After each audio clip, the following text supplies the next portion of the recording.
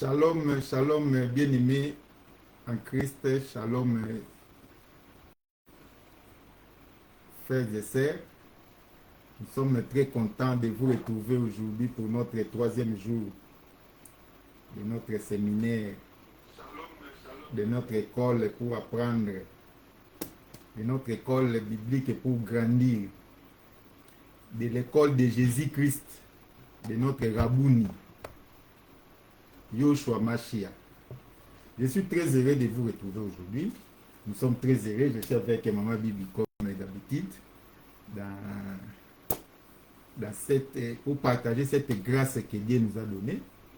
Et je crois que je suis fier de vous qui nous suivez en direct. Comme toujours, manifestez-vous, écrivez, faites des commentaires. Maman Bibi est en train de suivre directement à la régie là-bas pour que de temps en temps qu'elle puisse faire un feedback comme elle aime le faire. Et j'ai apprécié aussi beaucoup de nos frères et sœurs ont apprécié notre méthodologie de travail, et cette méthodologie d'enseignement où Maman Bibi revient pour poser des questions d'éclaircissement pour ouvrir beaucoup plus l'esprit de chacun à apprendre. Ça, c'est vraiment magnifique, que le Dieu créateur puisse le bénir. Amen.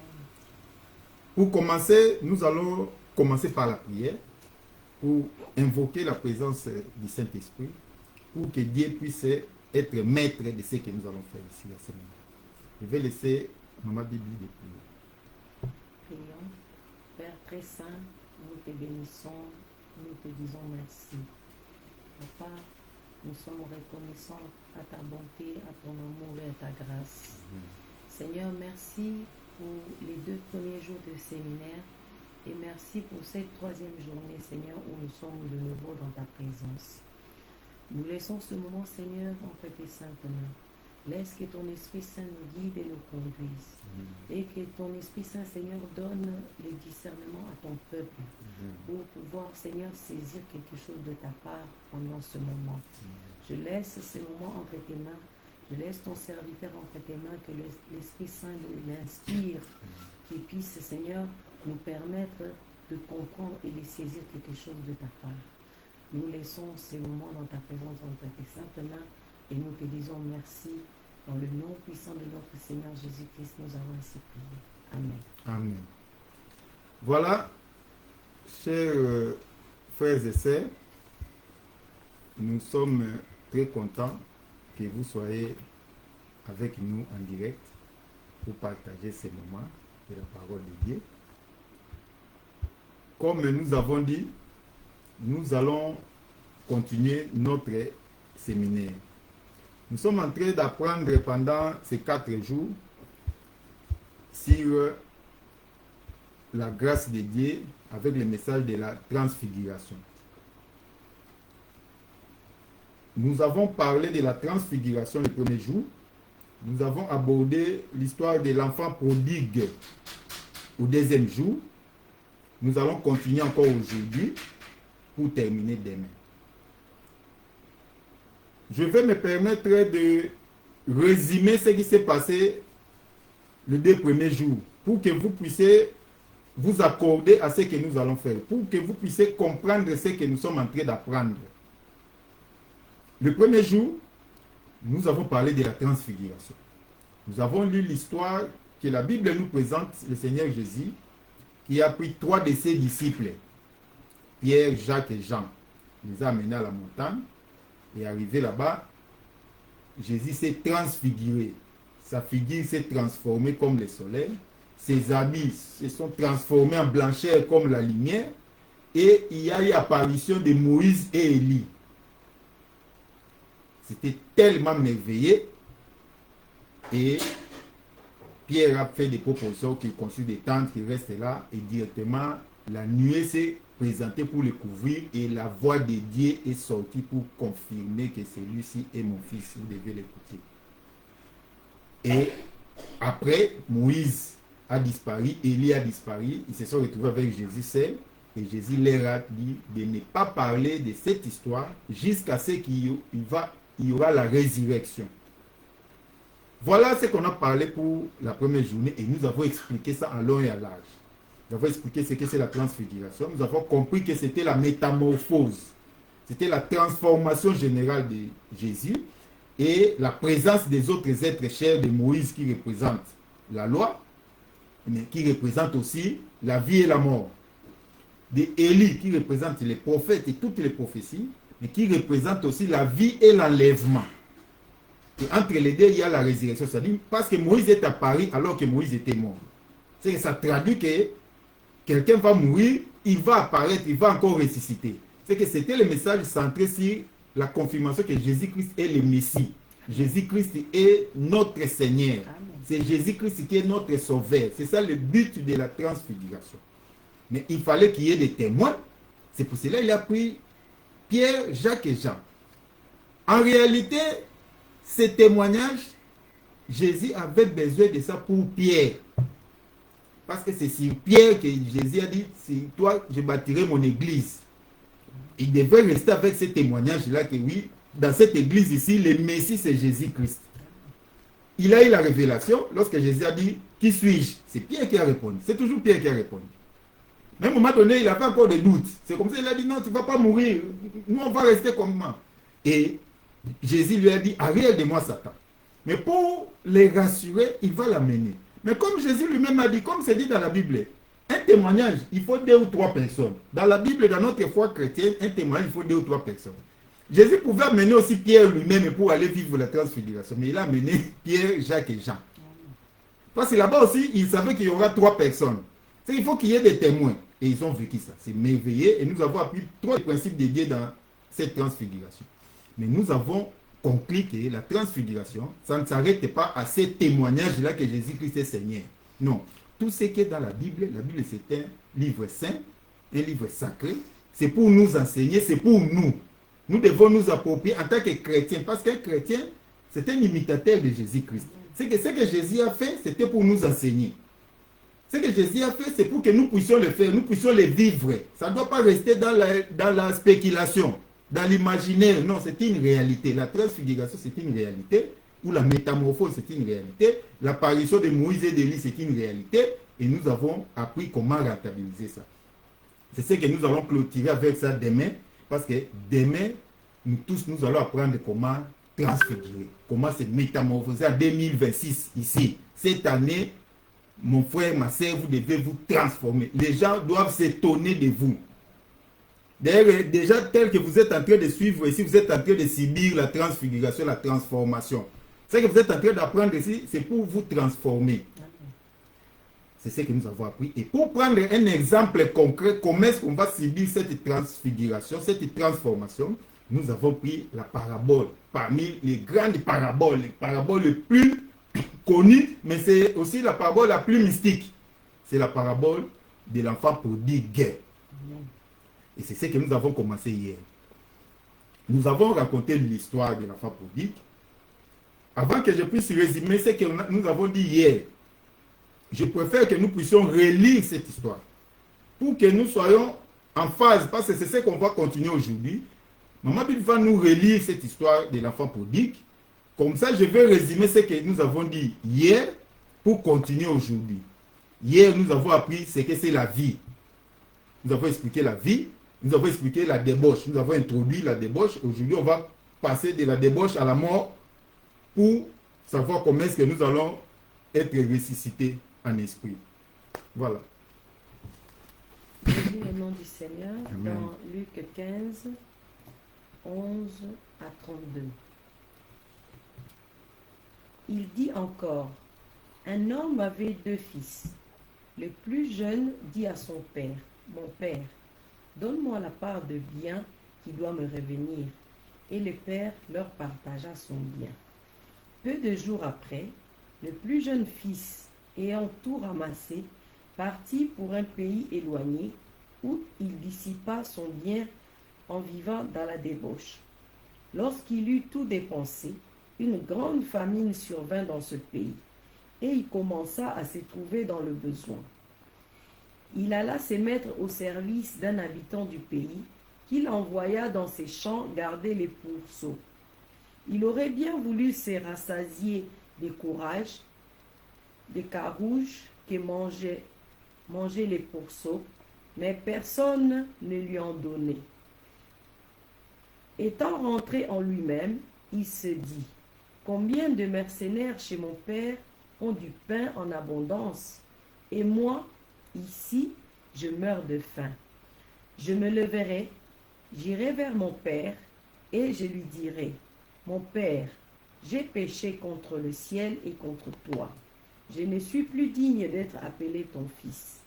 Traite-moi comme l'un de tes mercenaires. Et il se leva et alla vers son père. Comme il était encore loin, son père le vit et fut ému de compassion. Il courut, se jeter à son cou et le baisa. Le fils lui dit, mon père, j'ai péché contre le ciel et contre toi. Je ne suis plus digne d'être appelé ton fils. Mais le père dit à ses serviteurs, apportez vite la plus belle robe et l'en revêtez. Mettez-lui un anneau au doigt et des souliers aux pieds. Emmenez le veau gras et tuez-le. Mangeons et réjouissons-nous. Car mon fils que voici était mort et il est revenu à la vie. Il était perdu et il est retrouvé. Et ils commencèrent à se réjouir. Or, le fils aîné était dans le champ. Lorsqu'il revint et approcha de la maison, il entendit la musique et les danses. Il appela un des serviteurs et lui demanda ce que c'était. Ce serviteur lui dit, ton frère est de retour, et parce qu'il l'a retrouvé en bonne santé, ton père a tué le veau gras. Il s'est mis en colère. Il ne voulut pas entrer. Son père sortit et le pria d'entrer. Même il répondit à son père, voici, il y a tant d'années que je te sers, sans avoir jamais transgressé tes ordres. Et jamais tu m'as donné un chevreau pour que je me réjouisse avec mes amis. Et quand ton fils est arrivé, c'est lui qui a mangé ton bien avec les prostituées, c'est pour lui que tu as tué le veau gras. Mon enfant, lui dit le père, tu es toujours avec moi, et tout ce que j'ai est à toi. Mais il fallait bien s'égayer et se réjouir, parce que ton frère que voici était mort, et qu'il est revenu à la vie, parce qu'il était perdu et qu'il est retrouvé. Parole du Seigneur. Amen. Amen. Gloire à Dieu. Mes bien-aimés, nous avons encore suivi cette parabole. Nous avons expliqué hier le contexte. Le contexte, Jésus était en train de montrer l'amour du Père, l'amour de Dieu, son amour par rapport à ses enfants, que nous sommes, que tu es, que nous sommes. Il a commencé par expliquer ça avec la parabole des brebis. Parce que je vous ai dit que c'était les pharisiens qui murmuraient, qui disaient que Jésus se promenait avec des gens de mauvaise vie, des pécheurs. Et il mangeait même avec eux. C'était ça le contexte. Et Jésus a répondu comme toujours par des paraboles, parce que ça va rester dans les temps. Les paraboles n'ont pas d'époque. Les métaphores n'ont pas d'époque. C'est le langage de l'esprit. Et Jésus va dire qu'un berger qui a 100 brebis, lorsque une brebis se perd, il laisse les 99 brebis ou les 99 brebis pour aller chercher la brebis perdue jusqu'à ce qu'il les retrouve. Et lorsqu'il va les retrouver, il va revenir, il va fêter parce qu'il a retrouvé la brebis perdue. Pour dire que je suis en train de chercher la brebis perdue. Jésus est venu me chercher, te chercher, nous chercher. Même s'il avait déjà beaucoup de brebis, il a des anges, des vieillards, des archanges. Il a le monde entier. Mais Jésus a besoin de toi. Amen. Pendant que vous êtes en train de suivre ce séminaire, cet enseignement, je me permets de vous dire que Jésus a besoin de toi. Amen. Ne pense pas à quelqu'un d'autre. Oh non, c'est que le pasteur est en train de dire ça correspond à mon père, à ma mère, à mon frère, à ma soeur. Non, ça correspond à vous. Aujourd'hui, tu vas comprendre que je parle de vous. Je parle de moi. Amen. Je parle de Maman Bibi. Amen. Jésus, c'est le bon berger. Amen. Et nous sommes des brebis. Et lorsque je suis égaré, Jésus quitte le royaume céleste. Comme c'est dit dans Jean 3,16. son père l'envoie ici pour me chercher, pour te chercher ma soeur, pour te chercher mon frère. C'est ça le contexte. Il ajoute une autre parabole d'une femme qui a perdu une pièce. Alors il en avait 10. Il reste avec 9 pièces. Mais elle va chercher la pièce là jusqu'à ce qu'elle va le trouver pour fêter, être dans la joie. Amen. Et troisième parabole, maintenant, il parle de la parabole de l'enfant prodigue. C'est là où il raconte une histoire longue que nous venons de lire, que tout le monde connaît, que vous connaissez. Hier, j'ai commencé par dire que c'est une histoire connue. Mais dans ce séminaire, vous serez surpris d'apprendre. Parce que nous allons méditer. Méditer, c'est étudier en profondeur, faire une lecture approfondie, en détail, physiquement, spirituellement, pour trouver quels sont les messages cachés, les consignes. Et je crois que ceux qui nous ont suivis pendant les 2 jours ont bénéficié de sa grâce. Les vidéos sont encore en ligne sur Facebook. Vous pouvez toujours rentrer les chercher. Vous pouvez même m'écrire pour que je puisse vous les renvoyer. Comme ça, vous saurez comment profiter de la grâce de Dieu. Dans cette histoire, hier, nous avons appris qu'il y avait un père avec 2 enfants. On n'a pas parlé de leur mère. Nous allons y revenir demain avant de clôturer. Mais on a parlé d'un père avec 2 fils. L'aîné et le cadet, qu'on appelle l'enfant prodigue. Digue, nous avons expliqué, digue, c'est celui qui va gaspiller, qui va aller à la débauche. Et l'enfant va demander à son père de lui donner sa part de l'héritage, de ses biens. Son père vivant, il dit non, donne-moi ma part. Son père va partager leur part. Dans la Bible, c'est écrit que le père va partager. Le père leur partagea. La Bible ne dit pas que le père lui a partagé, lui a donné. Non, le père leur partagea parce qu'ils étaient à 2. C'est qu'il a pris les parts, il a donné. Bon, ça c'est la part de l'aîné, ça c'est la part du cadet. Nous avons appris que l'héritage était d'abord pour l'aîné. Mais ça c'est le cadet qui demande. On lui donne. La Bible dit quelques temps après, peu de jours après. Ce n'était pas beaucoup de jours après. Non, la Bible précise peu de jours. Peut-être que c'était 2 jours, 3 jours, 1 semaine seulement. Il remballe ses affaires, il sort. Et nous avons appris que c'est dans la maison du Père qu'il y a la vie. Sortir de la maison du Père, c'est la mort. Il n'y a pas de vie en dehors de la maison du Père. C'était la leçon d'hier, de la 2e journée.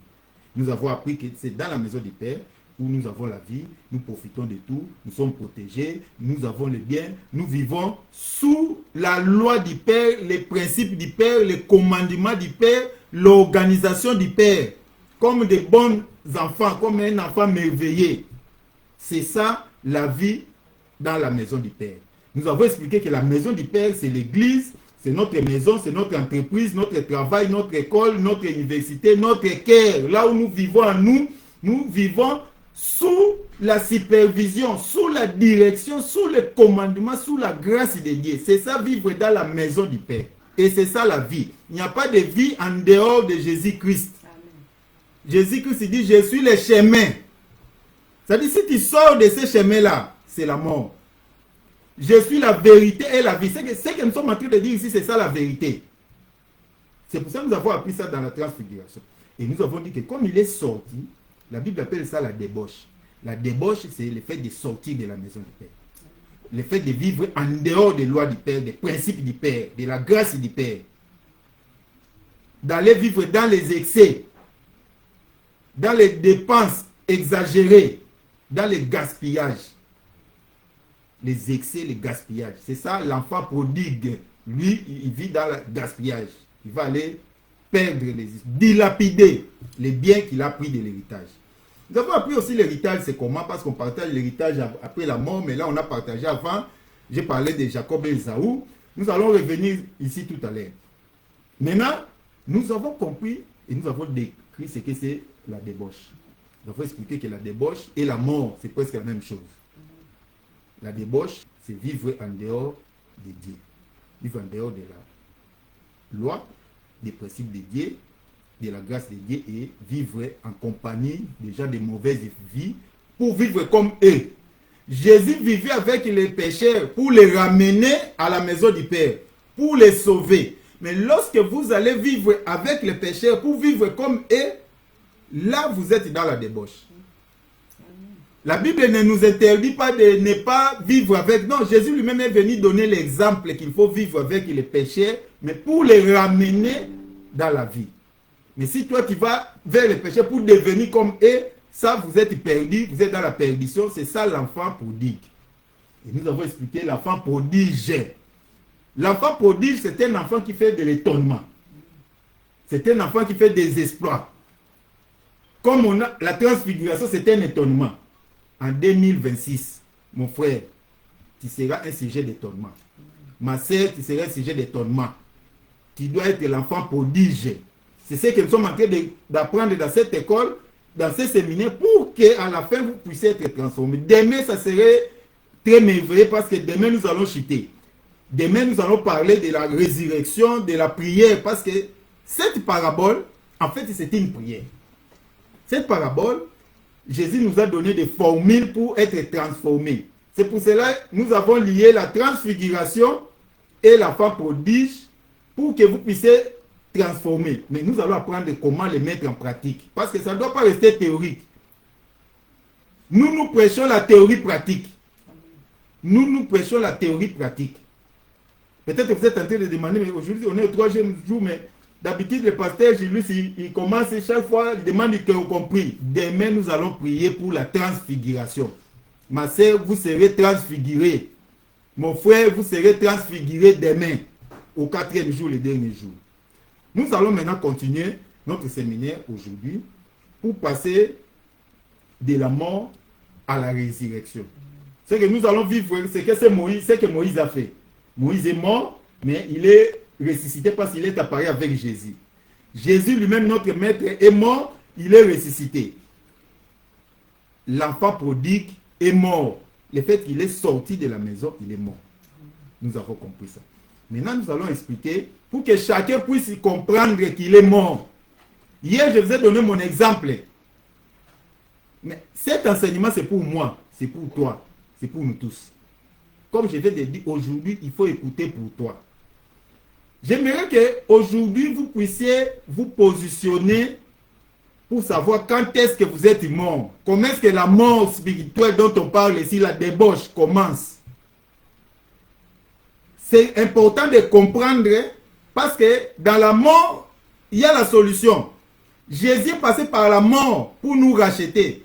Si vous voulez être racheté, il ne faut pas accepter la mort. Il faut passer par la mort. C'est pour ça que Jésus a dit, si tu veux être sauvé, prends ta croix, suis-moi. C'est que mourir, même spirituellement, ça fait partie de notre chemin, ça fait partie du plan de Dieu. Mais j'aimerais que vous puissiez savoir que là, je suis mort.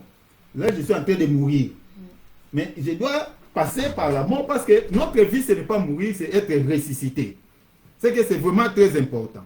Maintenant, je vais expliquer ce qui s'est passé. La Bible dit que ce père-là avait deux fils. Le plus jeune dit à son père. Ça, c'est la première partie de la prière. Mais c'est la première partie de la mort.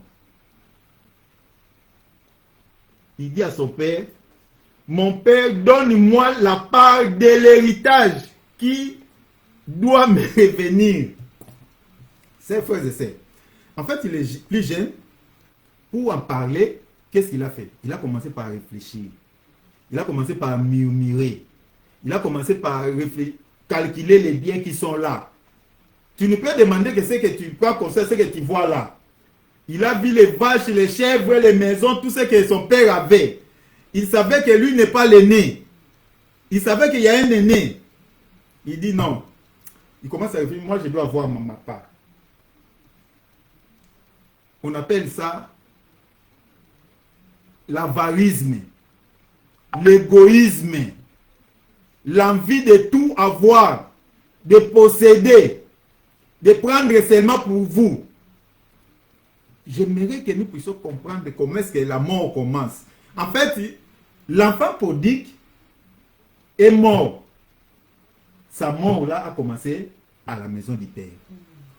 Vous êtes aussi dans la maison du Père. Peut-être que vous allez dire, non, moi je suis chrétien, moi je prie, je suis pasteur, je suis prêtre, je suis choriste, protocole. Je prie à l'église chaque jour. Moi je suis quelqu'un de bien. Laissez-moi vous dire, vous êtes un enfant prodigue. Lorsque vous commencez à réfléchir seulement, hypocritement pour vous, vous voulez que tout puisse vous revenir. Vous voulez que c'est vous qui devez gagner. Quelqu'un d'autre ne peut pas réussir à l'église. Dans la famille, quelqu'un d'autre ne peut pas réussir. À l'entreprise, quelqu'un d'autre ne peut pas réussir. Quelqu'un d'autre ne peut pas avoir la promotion. Toi, tu veux réclamer. L'esprit de réclamation de ta part à la maison. Non, moi, je suis un ancien ici. Lui, il est venu après. Comment est-ce qu'il est devenu diacre? Comment est-ce qu'il est devenu pasteur? Il est devenu protocole. Moi, ça fait 30 ans que je suis là. Ça fait 40 ans que je suis là. Pasteur, donne-moi ma part. Non, mais moi, c'est comme ça que la mort spirituelle commence. Amen. Chers frères et sœurs, cette parabole, c'est une grande leçon que Jésus nous a laissée. J'aimerais que là où vous êtes, vous puissiez commencer à réfléchir sur ce que vous pensez de vos droits. Parce que la mort commence lorsque vous pensez plus à vos droits, vous oubliez vos devoirs, vous oubliez la grâce de Dieu. Nous avons expliqué ici, se réveiller les matins, c'est une grâce. Nous sommes là aujourd'hui, peut-être on ne devait pas être là. Il y a d'autres personnes qui sont déjà à la morgue, d'autres sont au cimetière. Mais nous sommes là, c'est une grâce.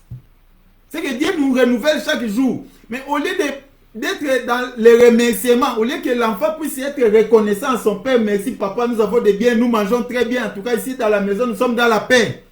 Mais l'enfant réclame sa part de l'héritage. Ça veut dire l'enfant réfléchit sur la mort de son père. Beaucoup dans nos familles, lui, il réfléchit déjà lorsque maman va mourir, lorsque papa va mourir, lorsque le chef va mourir, le ministre va mourir, le directeur du cabinet va mourir, le chef du quartier va mourir, lorsque tel va mourir, qu'est-ce qui va se passer? C'est comme ça que la mort commence et la débauche commence. Nous avons expliqué ici. Vous êtes ensemble avec votre mari. Toi, tu réfléchis lorsqu'il va mourir, qu'est-ce qui va se passer? Vous êtes ensemble avec votre femme. Vous réfléchissez lorsqu'elle va mourir, qu'est-ce qui va se passer? Je dois déjà prendre mes biens, protéger mes biens, donne-moi mes biens, écris déjà mes biens. C'est ce que cet enfant a fait. Alors que l'enfant a oublié qu'il était dans la maison du Père.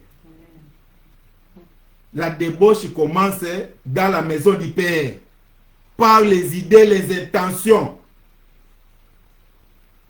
Si c'était peut-être, en tant qu'Africain, on pouvait dire, peut-être qu'il avait un plan pour tuer son père. Ça arrive, on a déjà appris que les enfants ont déjà tué. Même dans des royaumes, il y a des enfants qui ont fait des assassinats de leur papa pour prendre le pouvoir. C'est la même chose. Faire le coup d'État, ce n'est pas seulement pour le pays. Même en famille, même en entreprise, même dans les fonctions, même dans les affaires. Vous faites le commerce, vous voyagez ensemble, toi tu fais tout pour détourner les clients de l'autre, tu fais tout pour prendre les biens de l'autre, pour lui créer des problèmes. C'est comme ça que la mort commence. C'est comme ça que la débauche commence. Peut-être que vous croyez que c'était seulement aller dans des bars. Non, il a commencé à mourir dans la maison du Père par les idées négatives, les idées de diabolisation, les idées égoïstes, les idées de la mort des autres. En pensant à la mort du Père, il s'est tué. Deuxièmement, son frère aîné. Son frère aîné ne demande pas les biens. Parce qu'il savait qu'il a droit. Beaucoup d'entre nous aussi, on est des aînés. Moi, je suis aîné. Peut-être toi aussi, tu es aîné. Mais aîné aussi dans la spiritualité, il y a l'aîné aussi même à l'église. Les anciens, qu'on appelle les anciens. Il est là depuis longtemps. Il y a des aînés dans l'entreprise, dans la fonction, à l'université. Il y a toujours des aînés partout. Parfois, les aînés ne réclament pas, ne disent rien. Mais dans cette parabole, on nous enseigne aussi le comportement des aînés. On a partagé les biens. L'aîné aussi a pris sa part, mais il est resté dans la maison du Père. Je vous en supplie que le Saint-Esprit puisse vous soutenir. Chaque fois que vous aurez votre part, restez dans la maison du Père. Prendre sa part, c'est la bénédiction. Lorsque vous avez la vie le matin, vous respirez, restez dans la parole de Dieu, restez dans la maison du Père. Lorsque vous avez réussi les études, restez dans la parole de Dieu, restez dans la maison du Père.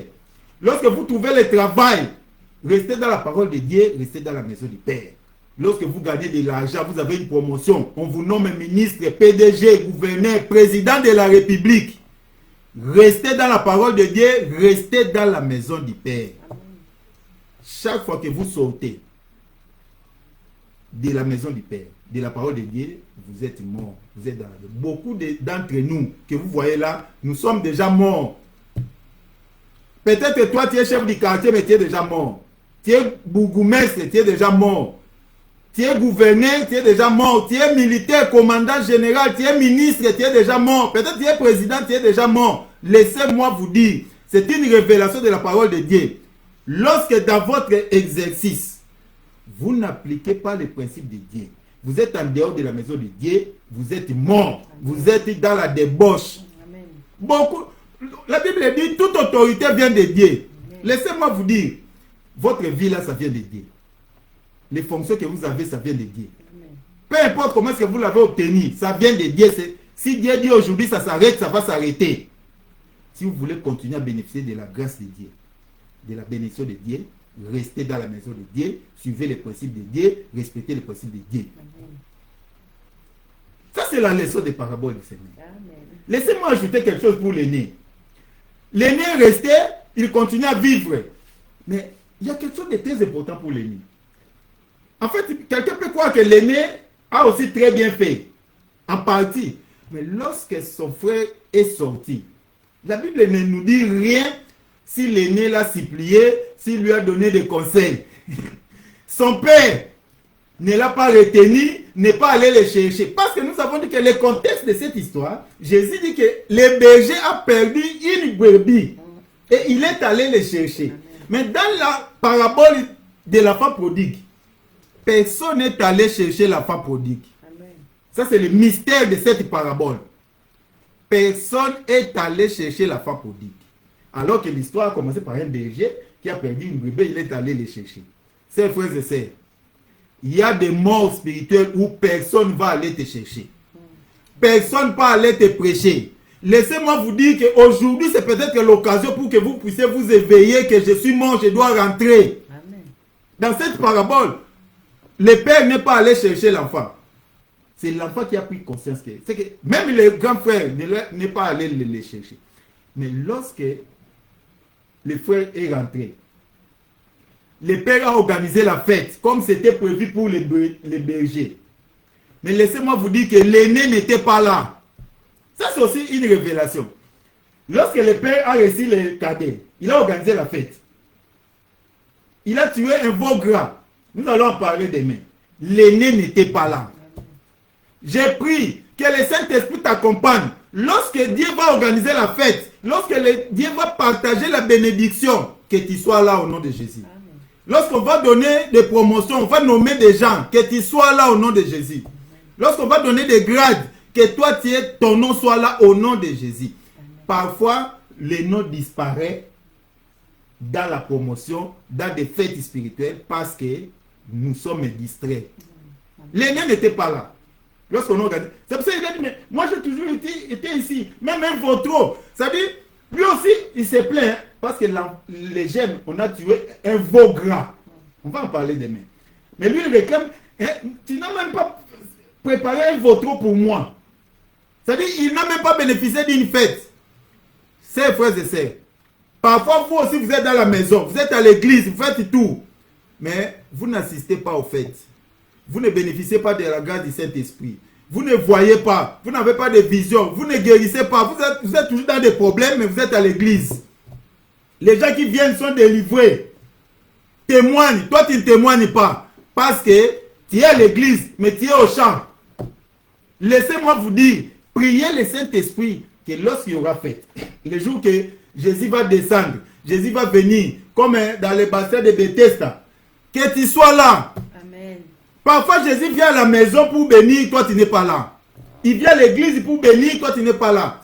C'est dimanche, il va être à l'église. Là où tu pries, au culte, au temple, il faut aller. Peut-être que Jésus va venir, toi tu risques de ne pas être là.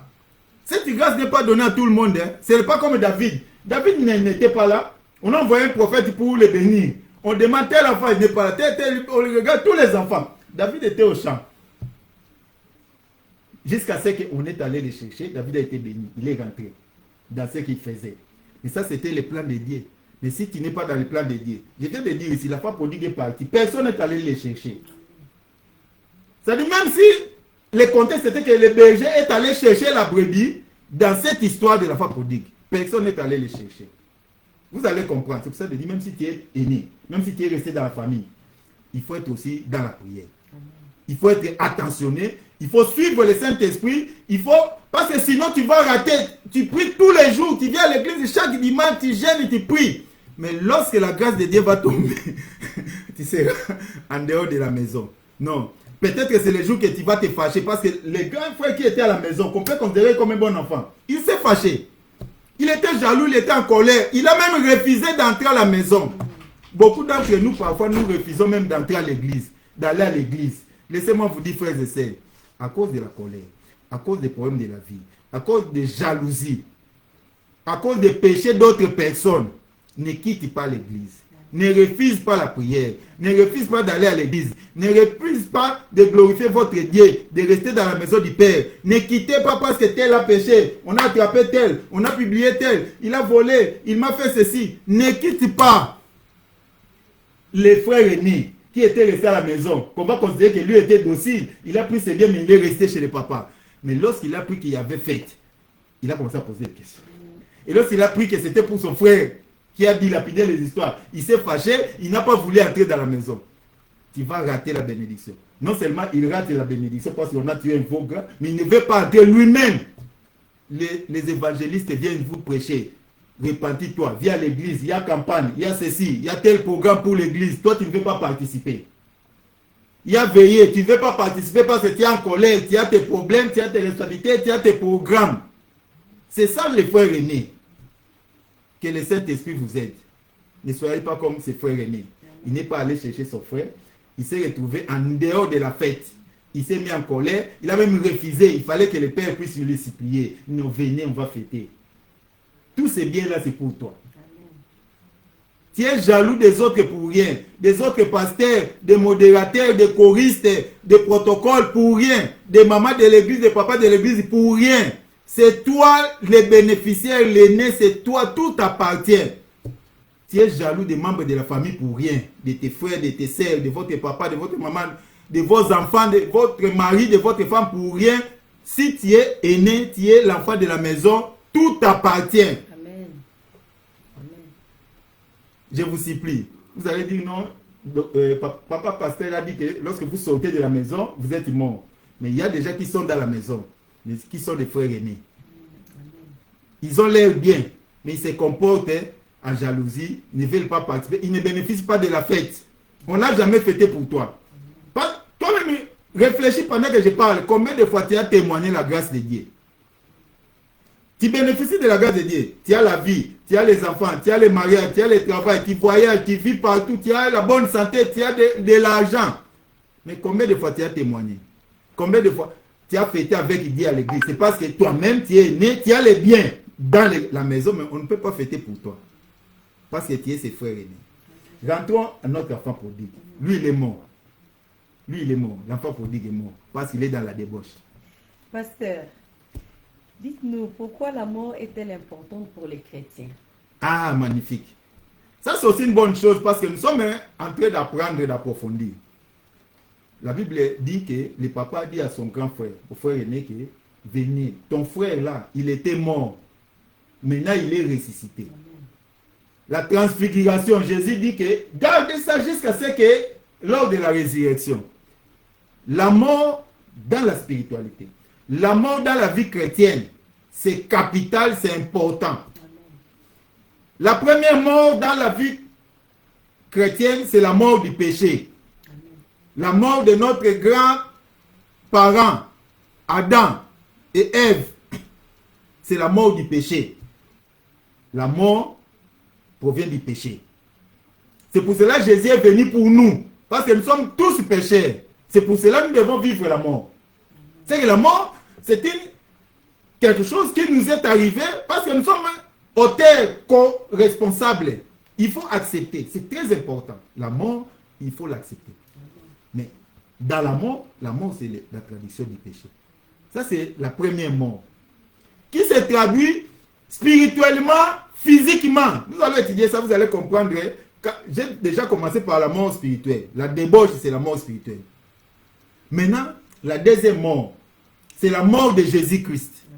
La mort dont la transfiguration a traduit le Messie.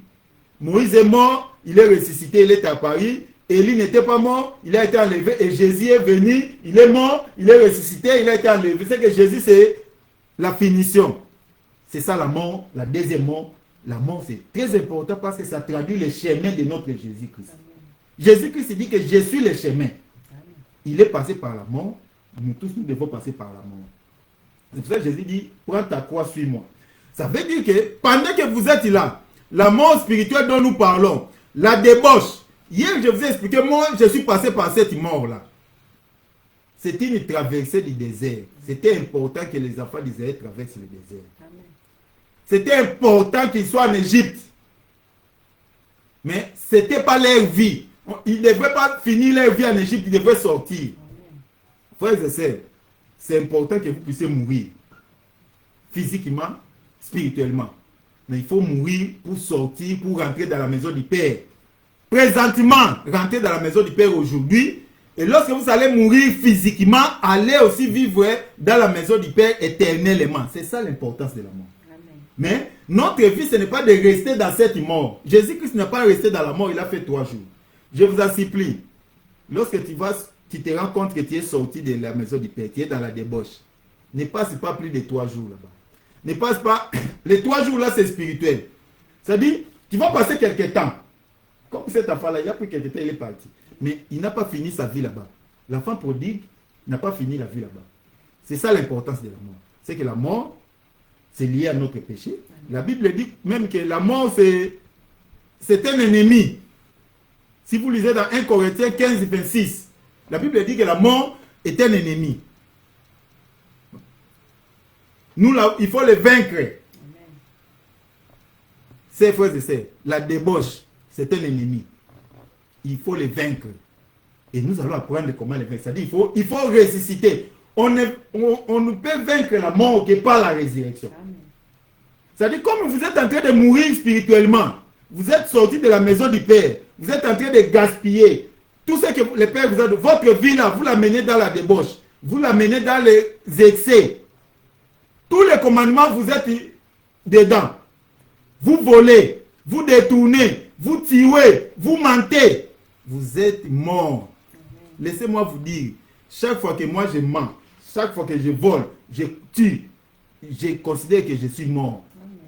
Mais ce qui est important, c'est de prendre conscience que tu es mort. Et ce qui est important, c'est de ne pas rester dans la mort. C'est la résurrection. C'est ça que nous allons apprendre. C'est ça qu'on va faire demain dans la transfiguration. Mais la mort, c'est une réalité de notre vie. La mort commence spirituellement, comme j'ai expliqué, à la maison du Père. Et lorsque vous sautez, là, c'est déjà conclu, parce qu'en dehors de la maison du Père, sans loi ni foi, c'est là où il y a tous les excès. Laissez-moi vous dire, si vous allez chez les païens, ceux qui ne sont pas dans la loi de Dieu, tout ce que vous faites avec eux, vous êtes des morts. C'est une réunion de morts. Amen. Lorsque vous êtes dans l'ivrognerie, c'est entre les morts. Amen. Lorsque vous êtes des corrompus, les corrupteurs et les corrompus sont des morts. Laissez-moi vous dire, vous êtes autorité, c'est la grâce de Dieu. Amen. Vous êtes gouverneur, président, ministre, c'est la grâce de Dieu. Vous êtes directeur, vous êtes PDG, vous êtes colonel, vous êtes général. Laissez-moi vous dire, c'est la grâce de Dieu. Amen. C'est l'héritage du Père. Mais lorsque vous l'utilisez en dehors des lois de Dieu, parce que c'est Dieu qui vous donne par sa grâce. Si vous l'utilisez en dehors, vous êtes un mort. Vous êtes un débauché. Ne vivez pas dans cette mort-là. Il faut changer. C'est ce que la foi prodigue a fait. Amen. Maintenant, je vais ajouter quelque chose. La mort, comme je l'ai dit, c'est important pour les chrétiens. Mais il faut aussi reconnaître quand est-ce que tu commences à mourir. C'est comme si vous êtes malade à l'hôpital. Hein. Même les médecins sont alertés pour dire que, en tout cas, nous savons que ces cas ici, ça commence à devenir difficile. Hein. Notre frère ici, si on ne fait pas attention, on commence à sensibiliser la famille. Mais toi, tu es chrétien, tu es l'enfant de la maison, il faut savoir aussi les signes. Je viens de donner les signes. J'ai commencé par les idées à la maison. L'égoïsme, la jalousie, la haine, la calomnie. Si vous commencez avec toutes ces histoires-là, c'est la porte de la mort. Maintenant, il est sorti. Si vous avez un mauvais entourage, une mauvaise compagnie, la Bible dit, la mauvaise compagnie corrompt tout. Si, regardez seulement votre entourage, vos amis. Hier, j'ai dit, si vous avez 4 amis païens de tous les jours, vous êtes le 5e païen. C'est la Bible qui le dit. La mauvaise compagnie. Si vous voulez savoir que, est-ce que moi je suis mort? Parce que vous dites, non, pasteur, aujourd'hui, nous enseigne que même si tu es vivant, tu es mort. Regarde seulement ton entourage. Les amis avec qui vous vous êtes promenés pendant toute la semaine, pendant les fêtes de fin d'année, tu étais avec qui? Tu as fêté où? Tu as fait quoi? Laissez que le Saint-Esprit puisse te rappeler que tu es mort. Le signe de la mort, c'est l'entourage. Ce que vous faites, les actions. Il n'y a pas que les pensées et les actions. Les langages, c'est que vous parlez. Les sujets de débat. Si vous ne parlez pas de la maison du Père, vous êtes à la porte du mort. Si vous n'avez pas de projet pour la maison du Père, vous êtes à la porte de la mort. Ça, c'est les signes de la mort. Il faut le comprendre. Mais les signes de la mort, c'est aussi spirituel. Vous priez, vous demandez, vous ne recevez pas. Laissez-moi vous dire, vous gênez, vous faites des prières, vous allez à l'église, tout ce que vous faites là, les pasteurs prient pour vous, les prêtres prient pour vous, ça ne marche pas. Vous êtes malade, vous prenez les médicaments, ça ne marche pas. Ça, c'est un signe de la mort. Tu n'es pas encore mort physiquement. Spirituellement, moi, je vois déjà que lui, il est mort. C'est pour cela, c'est très important cet enseignement pour savoir, là, je suis en train de mourir. Signe de la mort. Lorsqu'il y a certaines fonctions du corps qui commencent à partir, c'est aussi la mort. La mort commence petit à petit. Lorsque tu commences à perdre aussi les gens autour de toi, c'est la mort. Lorsque tu commences à perdre une jambe, un bras, la tête, tu commences à perdre certaines fonctionnalités, c'est la mort qui t'approche. Réveille-toi, toi qui dors d'entre les morts. C'est la Bible qui le dit. C'est très important de savoir que là, je suis déjà à la maison, en dehors de la maison. Je suis mort. Je suis entouré de pécheurs seulement.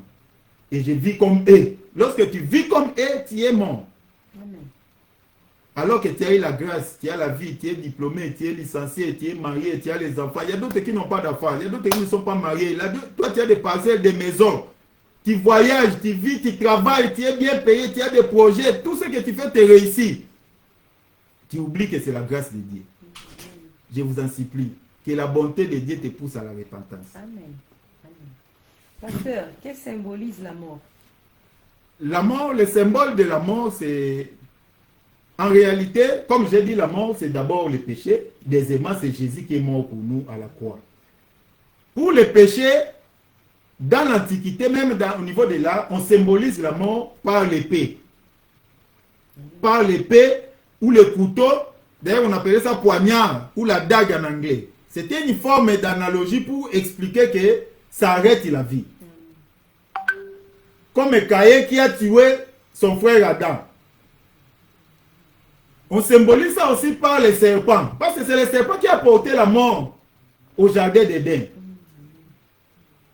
Mais lorsque Jésus est venu, le deuxième symbole de la mort, maintenant, c'est la croix. La croix, c'est un signe de la mort. Parce que Jésus a été mis sur la croix.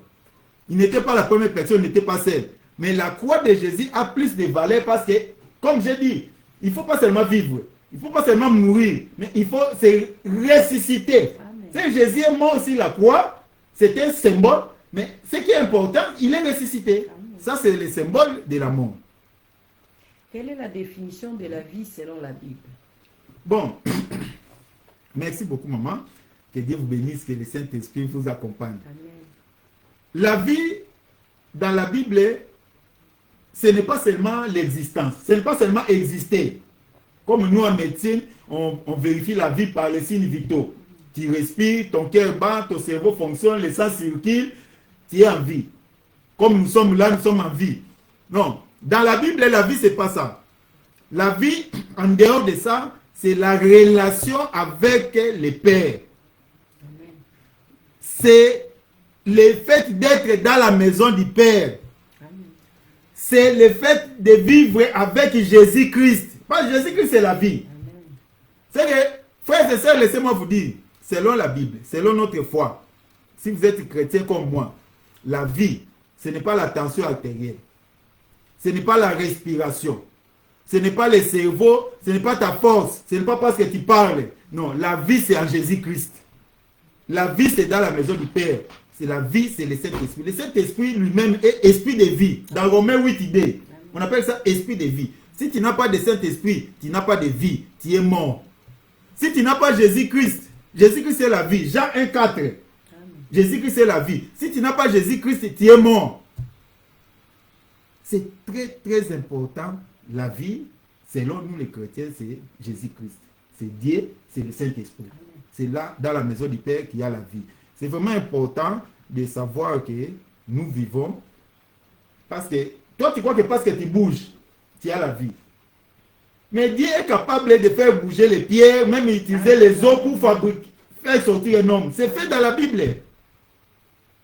C'est pour ça que je dis ici, il y a des vivants morts, les morts vivants. La vie, c'est en Jésus-Christ. Je vous en supplie, restez dans la maison du Père. Amen. Utilisez les bénédictions dans la maison du Père. Amen. Chères autorités, surtout je parle de nos autorités en Afrique. Amen. Vous prenez le pouvoir, vous êtes nommé ministre, gouverneur, président. C'est la grâce de Dieu. Vous prêtez serment, vous parlez de la parole de Dieu, vous allez à l'église. Mais l'utilisation de votre part, de ce que Dieu vous a donné, est-ce que vous utilisez ça dans la maison du Père? Vous utilisez ça selon les lois du Père. Lorsque vous volez, vous détournez. Vous êtes mort, vous êtes dans la débauche. Vous êtes en train de gaspiller. Il y a beaucoup de nos autorités qui sont des enfants prodigues. Amen.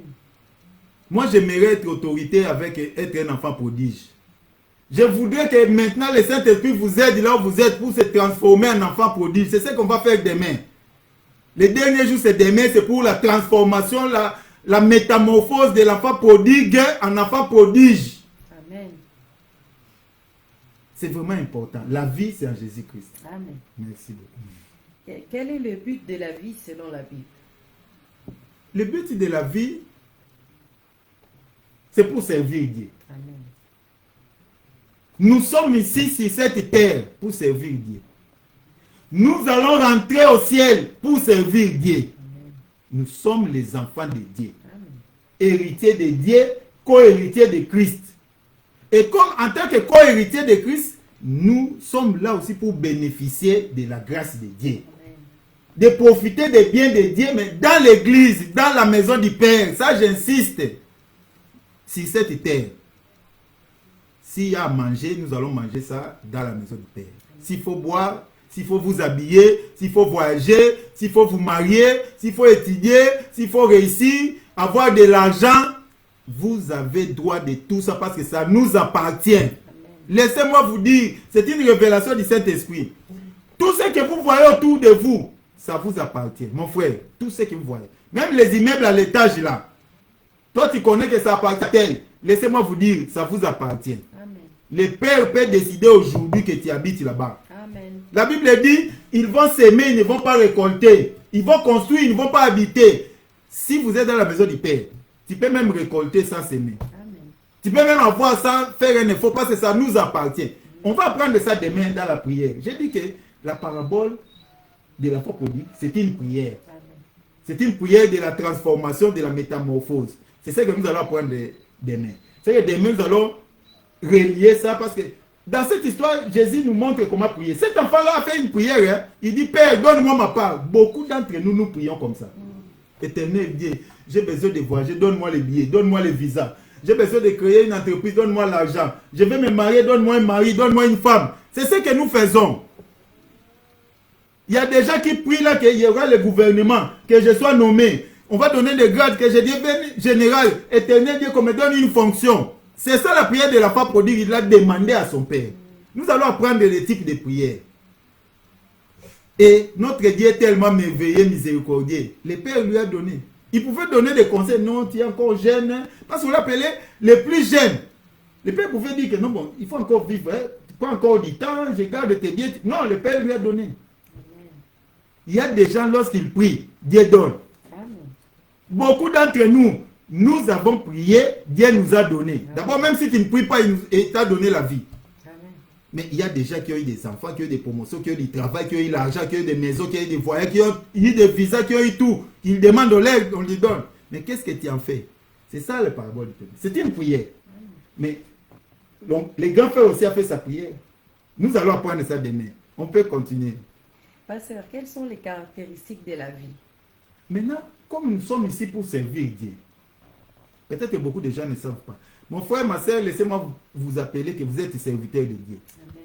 La Bible dit, allez faire de toutes les nations mes disciples. Amen. Nous sommes des élèves, des disciples de Jésus-Christ. Vous êtes un serviteur de Jésus. Toi, tu crois seulement que c'est le pasteur qui est serviteur de Dieu. C'est ça l'erreur. Laissez-moi vous donner la parole de Dieu aujourd'hui. La parole révélée. Vous êtes, tu es ma sœur serviteur de Dieu. Mon frère, tu es serviteur de Dieu, tu es disciple de Dieu. C'est que nous sommes là pour le servir. L'évangélisation, c'est notre travail. Amen. Enseigner, prêcher, c'est notre travail. Il faut pas dire, non, moi je suis seulement choriste, moi c'est guitare, moi je suis protocole. Notre travail, c'est servir Dieu. Je vous en supplie, ayez un rôle dans votre église. Ayez un rôle dans votre maison. Ayez un rôle dans votre famille. Ayez un rôle dans votre entreprise, à l'université. Ayez un rôle. Les gens doivent savoir que tu es serviteur de Dieu. Amen. Que le Saint-Esprit puisse te manifester en vous. Est-ce que là où vous habitez, dans votre famille, on peut dire que vous êtes serviteur de Dieu? Est-ce que dans votre quartier, dans votre avenue, les gens qui vous connaissent peuvent dire que toi, tu es serviteur de Dieu? Moi, je ne juge pas personne. Ce n'est pas mon rôle. La Bible nous interdit, nous les chrétiens, la Bible nous interdit de juger. Ne jugez point.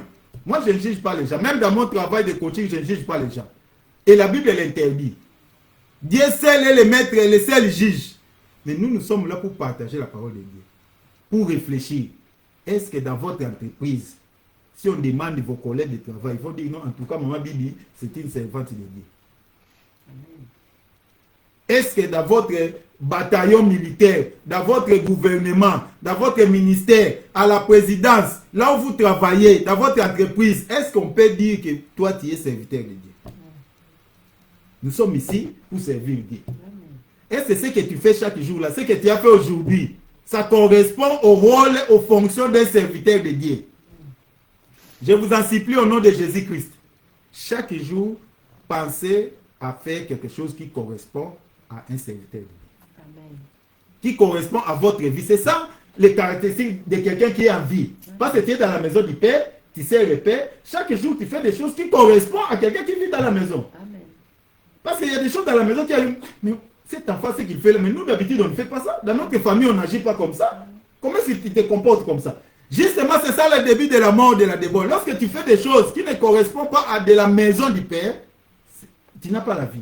Cette caractéristique de la vie, c'est d'abord le service de Dieu. Amen. Deuxièmement, Dieu nous a mis dans un principe de croissance. Tu es né, tu grandis, tu vas mourir, tu vas... C'est que la programmation de Dieu, c'est croître. Amen.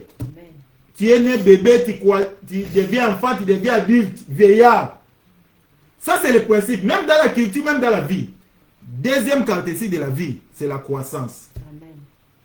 Lorsque ce que tu fais stagne, n'évolue pas, c'est un signe de la mort. Amen. La mort, c'est les statiques. Amen. Si tu n'évolues pas dans tes études, ça, c'est un signe de la mort. Amen. La vie, il y a l'évolution dans les études. Amen. Dans ton travail, si tu n'évolues pas, aujourd'hui, tu es en train d'apprendre les signes de la mort. Si tu évolues, tu as le signe de la vie. Si tu n'évolues pas, tu as le signe de la mort. Dans tes affaires, si tu évolues, tu as le signe de la vie. Si tu n'évolues pas, c'est le signe de la mort. La vie, c'est servir Dieu. Deuxièmement, c'est la croissance. Amen. Dieu nous veut que nous puissions prospérer à tous égards. Amen, amen. Si tu es toujours malade, tu as toujours les problèmes de santé, la tension augmente, les cycles augmentent, tu ne passes pas de temps de prospérité, de paix. C'est le signe de la mort. La vie, c'est la bonne santé. Prospérer à tous égards. C'est la Bible qui le dit. Ça, c'est le signe de la vie. Amen. Et troisième signe de la vie, les changements. Amen. C'est ça la foi prodigue. C'est-à-dire que dans la vie, comme nous le disons en communauté, c'est les hauts et les bas. À un moment donné, tu peux chuter, tu peux tomber. Mais les signes de la vie, vous devez vous relever.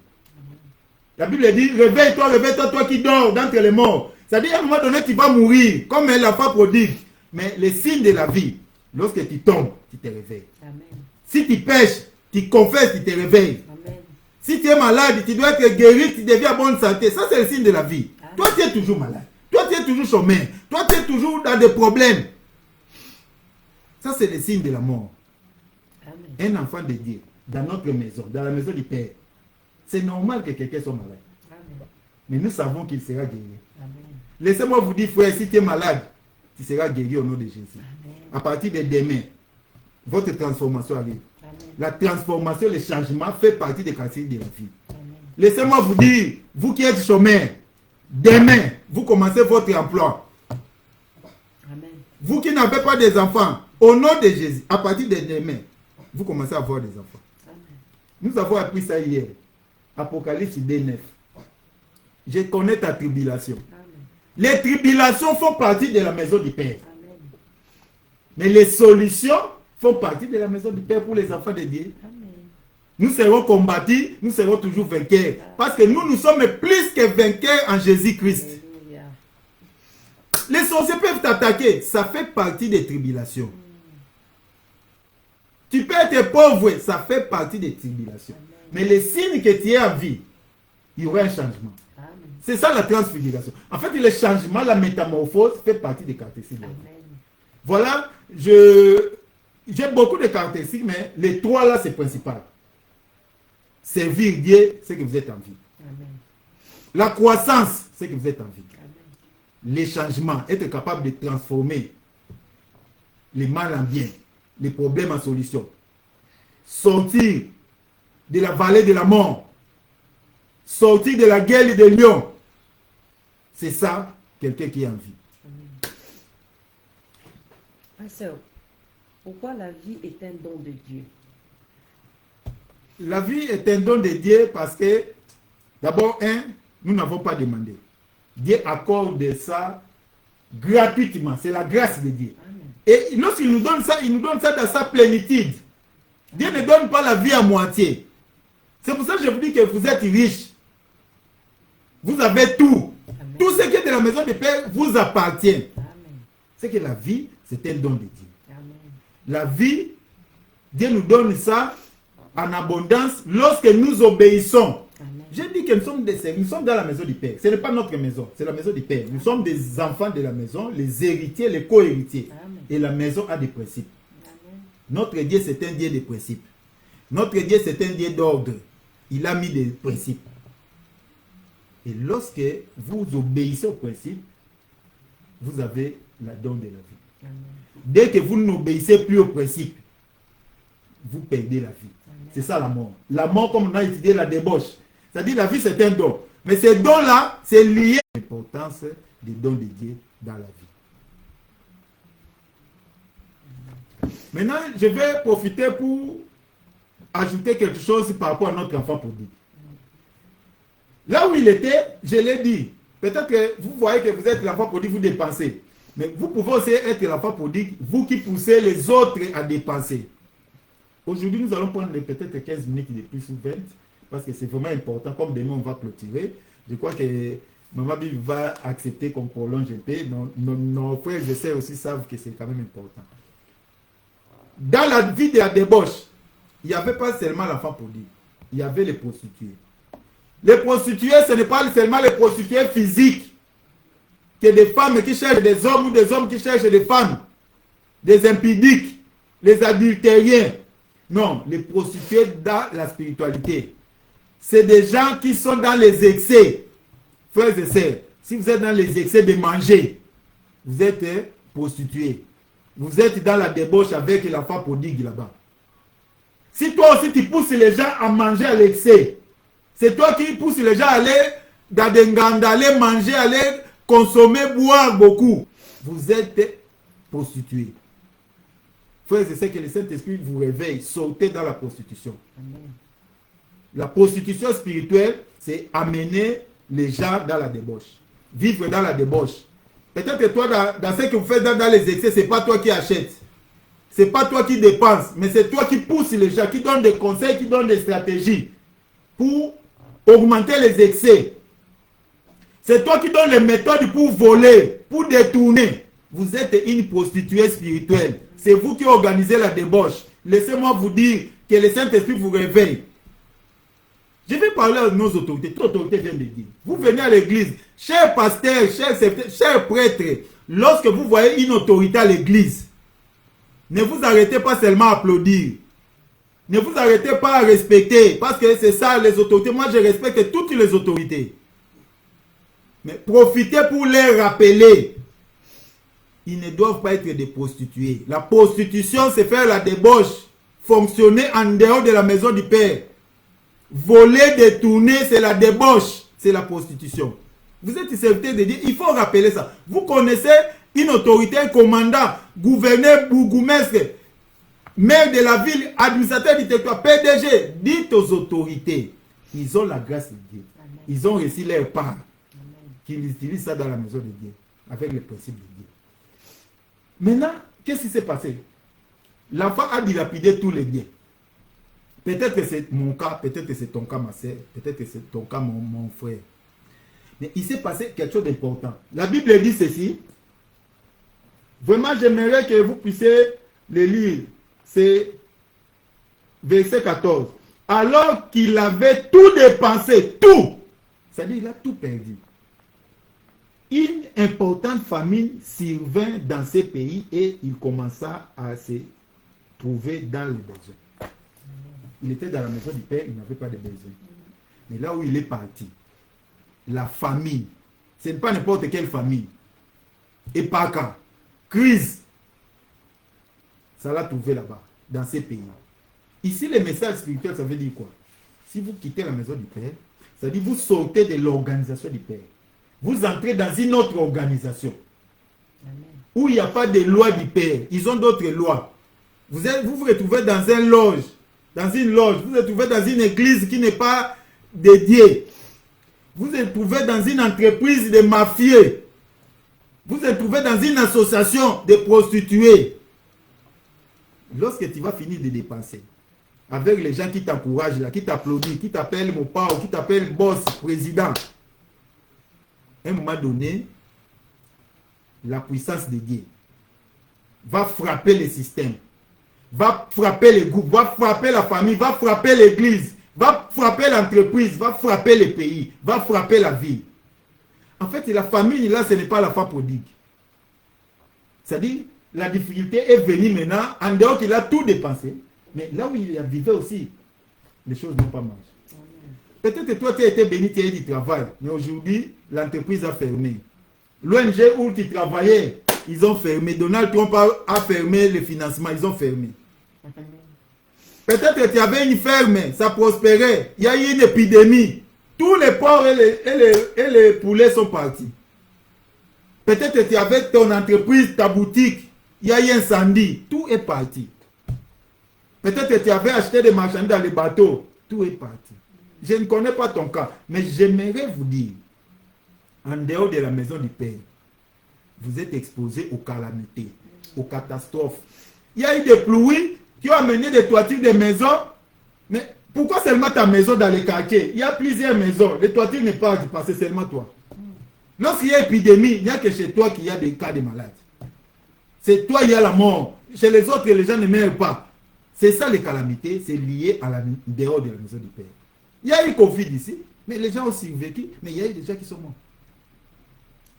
C'est très important de comprendre qu'en dehors de la maison du Père, vous vous exposez au danger. C'est cet enfant-là, non seulement il a dilapidé le bien, il s'est retrouvé dans un milieu où la sécheresse est arrivée. J'ai pris le Saint-Esprit qui t'épargne de la sécheresse, qui t'épargne de la famine, qui t'épargne des catastrophes naturelles. Au nom de Jésus-Christ, si vous voulez t'épargner, rentre dans la maison du Père. Maintenant, les choses commencent à devenir sérieuses. Il se retrouve maintenant avec deux situations. Il n'a plus rien, et puis il y a une grande famille. C'est qu'il n'y a même pas à manger. Il va demander du travail lui qui ne travaillait pas, qui était dans la maison du père, qui était boss, il va demander s'il peut trouver du travail. Et on lui donne du travail pour garder les porcs, les cochons. Je n'aime pas le terme cochon, parce que ça sonne un peu mal, mais les porcs. Mais comme il y avait famine, imagine dans une ferme, hein, nous on n'a pas à manger, mais on doit nourrir les porcs. C'est comme ici chez nous, nous on a parfois 3 chiens ici dans la maison, on en a 2 maintenant, là ils sont à 2. Mais chaque jour, lorsqu'on fait des courses, Bibi cherche à acheter à manger pour les chiens. Surtout Kevin, notre fils, achète toujours à manger pour les chiens. Mais lorsqu'il y a famine, on va acheter pour les chiens ou bien pour nous. On va donner aux porcs ou pour les humains. C'est que même la famille là dont on parle, la nourriture des humains là, il n'y en a pas. Maintenant, il n'y avait que la nourriture des porcs. C'est ce qu'on appelle ici caroube ou carouge. Je ne vais pas entrer en détail, mais j'aimerais que vous compreniez ce qui se passe maintenant. Les porcs, dans la spiritualité, dans la Bible, ça représente le monde démoniaque, les démons, la possession. C'est-à-dire, il y a eu la famille, mais il y a eu aussi les envoûtements. Il y a eu le monde des démons maintenant. Et lui, il est allé là-bas. Il était l'enfant de la maison, il est allé entrer dans les sectes. Il est allé entrer dans les fétiches, dans la magie. C'est ça le message de... Il est allé travailler dans la porcherie. Non, il est allé travailler là où il y avait les esprits mauvais. Il est allé prendre les engagements aussi, mettre dans des démons, là où il y a les esprits mauvais. Et il a commencé à envier pour manger les aliments des porcs. C'est ça, manger les biens du diable, manger les biens des démons. Tu commences à envier les gens qui ont les biens. Chers frères et sœurs, laissez-moi vous dire une révélation. Tous les gens là qui sont dans les sectes, qui sont dans les mystiques, qui sont dans la sorcellerie, dans la magie, c'est qu'ils ont comme bien. Ça s'appelle la carouge. Les voitures, les maisons, les femmes, les bijoux, tout ce qu'ils ont là, c'est, la Bible appelle ça la carouge. C'est des aliments des porcs. Ce sont des biens des démons. Et l'enfant de Dieu, si tu commences à envier ça, c'est ce qui est arrivé à notre enfant pour dire. J'ai pris le Saint-Esprit qui te révèle, n'envie pas la carouge. Amen. Imagine, il s'y plie. Mais comme il était un enfant de Dieu, comme il devait rentrer, Dieu s'est intervenu. La Bible dit, Dieu va mettre tes ennemis à ta faveur. Amen. Ils ont refusé de lui donner. Il a demandé, il a supplié, bon, donnez-moi même la carouge que je mange. Comme il travaillait là pour surveiller les pauvres. Ils l'ont refusé de lui donner. Que le Saint-Esprit te révèle. Parfois, on refuse de te donner du travail pour que tu n'entres pas dans une porcherie. Amen. Dieu ne permet pas que tu voyages pour que tu n'entres pas dans une porcherie. Amen. Tu n'es pas retenu, tu n'as pas réussi cette année pour que tu n'entres pas dans une porcherie. Peut-être qu'il faut réussir l'année prochaine. Tes affaires, cette année, c'est bloqué. Ton argent, c'est bloqué. Tes histoires sont bloquées cette année. C'est peut-être en 2025, c'était pour que tu n'entres pas dans une porcherie. Amen. Pour que tu ne manges pas la carouge. Les carouges, c'est les aliments des porcs. C'est la saleté du diable qui donne aux gens. Les gens qui vont aller chercher la magie, les fétiches, c'est des gens qui mangent les carouges. D'ailleurs, parfois, on apprend qu'ils mangent les caca, ils mangent les enfants morts. C'est ça la carouge, c'est ça, c'est que la Bible traduit les aliments du porc. Toi, tu crois qu'ils sont bien. Non, c'est des gens qui mangent les carouges. Que le Saint-Esprit te guide. J'aimerais que Dieu puisse intervenir pour leur dire non. Moi j'ai beaucoup de témoignages dans ma vie. Vous savez, moi, mon père organisait des combats de catch. Mon oncle organisait des combats de catch. Moi aussi, j'ai organisé des combats de catch. J'ai côtoyé des catcheurs dans ma vie. Je vais donner seulement un simple exemple. Moi, je connaissais personnellement Selemani Modja. De son vrai nom, c'était Saloum. Nous, on l'appelait Ya Saloum. Vous le connaissez à Kinshasa, il s'appelait Selemani Modja. Nous, on l'appelait Ya Saloum. Je le connaissais très bien. Moi, j'entrais dans sa chambre, à ma tété. À Banounou, là-bas. Moi, j'entrais dans sa chambre. Mais je suis comme l'enfant prodigue. J'ai été tenté d'entrer dans la porcherie, d'aller demander du travail. J'ai demandé, on a refusé de me donner. C'est parce que j'ai la grâce de Dieu. Que le Saint-Esprit puisse te donner cette grâce-là. Chez les diables, il y a la carouge. N'enviez pas les carouges. Jésus-Christ, c'est le pain de vie. C'est l'eau de vie. C'est Jésus-Christ qui donne la vie. Les carouges donnent la diarrhée, donnent les maladies, tu vas mourir. Comment est-ce que tu veux vivre comme un cochon? Ces frères et sœurs, quitter l'extérieur, rentre dans la maison du Père, je vous en supplie. C'est à ce moment-là que cet enfant commençait à réfléchir. Il a vu les dangers. Mais malheureusement, il a demandé, mais on l'a refusé. La Bible dit ceci. C'est là où nous allons chuter pour terminer, Maman Bibi. Je sais que Maman Bibi me rappelle toujours l'heure. Il dit ceci. Il s'est mis à réfléchir. Dans l'autre version, la Bible dit, il est revenu en lui-même. C'est comme l'apôtre Pierre, lorsqu'il était en cachot, surveillé par 4 escouades, c'est-à-dire 4 militaires, avec 2 au milieu, un de ces côtés, un de ces côtés. L'ange est venu les faire sortir. Mais en traversant les portes, c'est dehors qu'il est revenu en lui-même. Il ne savait pas, tout ça c'était comme un rêve.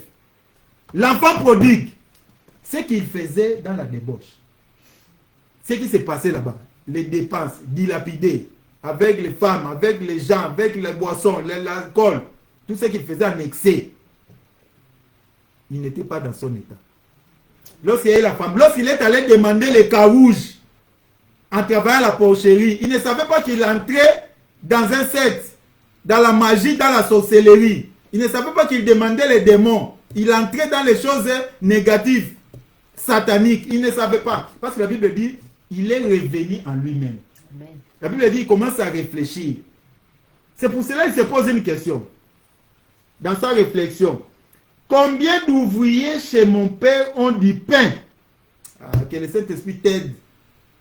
Au lieu de demander les carouges, voilà, il s'est dit, mais moi, je commence à demander les carouges alors que chez moi, là-bas, il y a des travailleurs qui mangent les pains. Amen. Ça, c'est Jésus-Christ.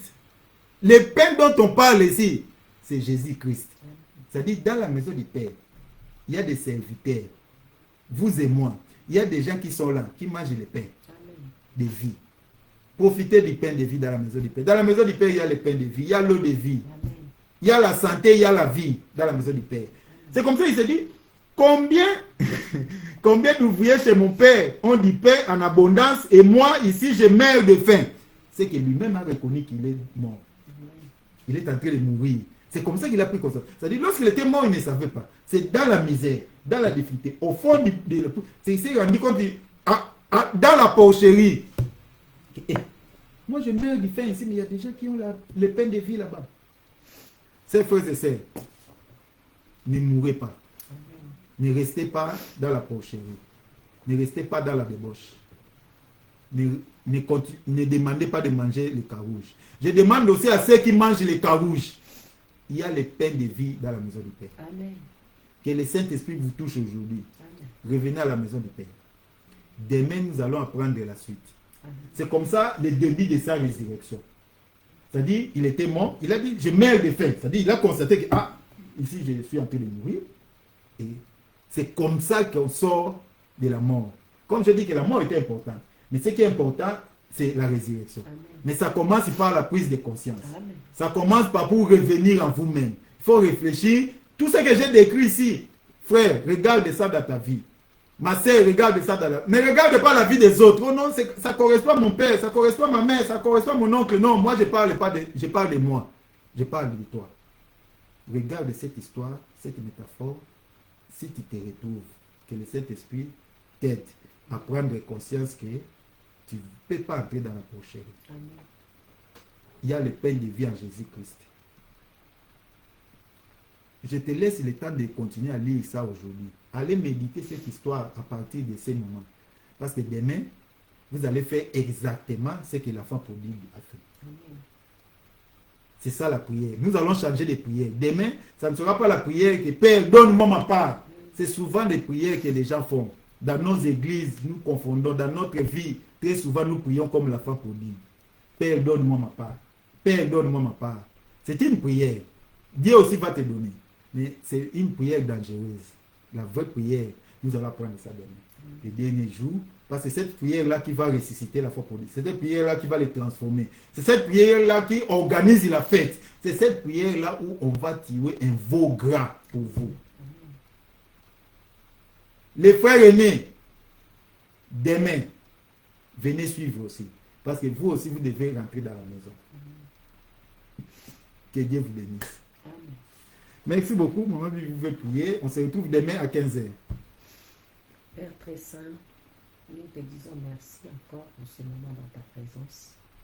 Laisse, Seigneur, que le Saint-Esprit puisse nous permettre, Seigneur, de comprendre et de saisir quelque chose dans cette parole que nous venons d'écouter. Seigneur, laisse que chacun qui est en ligne, Seigneur, qui va aller méditer encore cette parole, ouvre son esprit, son entendement spirituel, Seigneur, pour qu'il puisse comprendre.